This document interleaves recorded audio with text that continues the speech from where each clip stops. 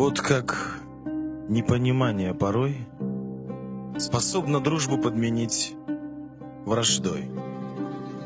Как может злобу породить в сердцах одно и то ж на разных языках?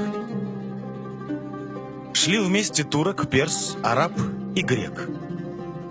И вот какой-то добрый человек приятелям монету подарил и тем раздор между ними заварил. Вот перс тогда другим сказал: пойдем на рынок и ангур приобретем. Врешь, плут, в сердцах прервал его араб. Я не хочу ангур, хочу эйнап. А турок перебил их: что за шум, друзья мои, не лучше ли изюм?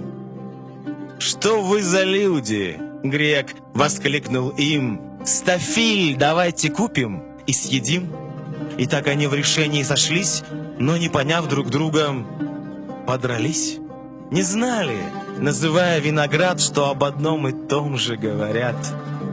Невежество в них злобу разожгло, ущерб зубам и ребрам нанесло.